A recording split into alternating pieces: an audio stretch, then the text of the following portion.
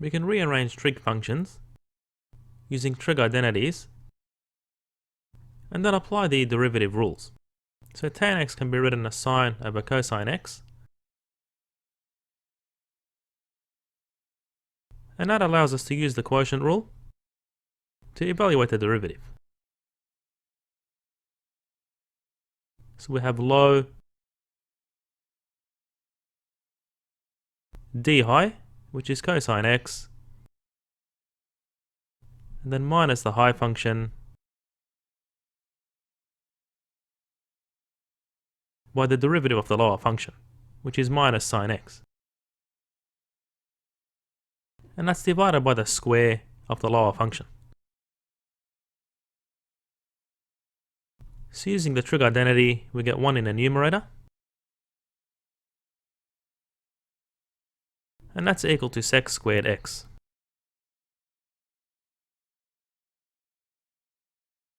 To find the derivative of the cotangent of x, we can use trig identities to write it as follows. So cosine x on sine x. And now we can use the quotient rule to evaluate the derivative. So we have low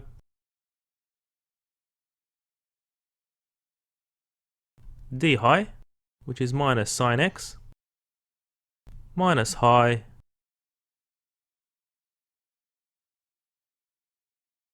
d low, which is cosine x. And that's divided by the square of the lower function.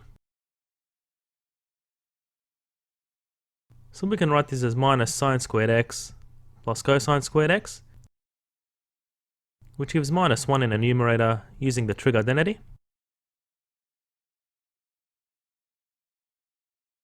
And therefore the derivative of the cotangent of x is minus cosec x squared.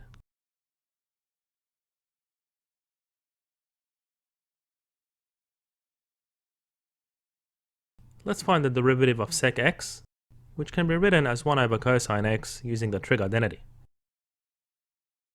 And now we can use the quotient rule to evaluate the derivative. So we have low d high minus high d low.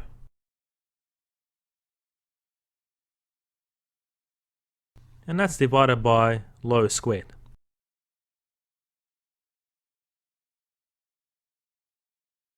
So that gives sine x over cosine squared x,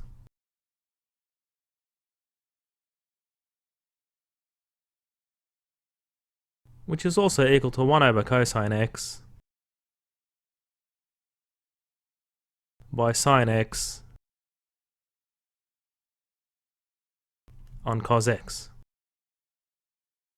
And therefore using our trig identities, this can be written as sec x by tan x. And this is another derivative we can remember. Let's differentiate cosec x. So we can write this as 1 over sine x using our trig identities. And now we can differentiate it using the quotient rule. So we have low d high minus high d low. And that's divided by low squared. So this becomes minus cosine x on sine x squared.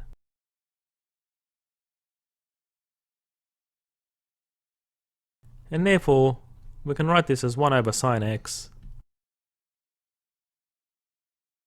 by cosine x on sine x.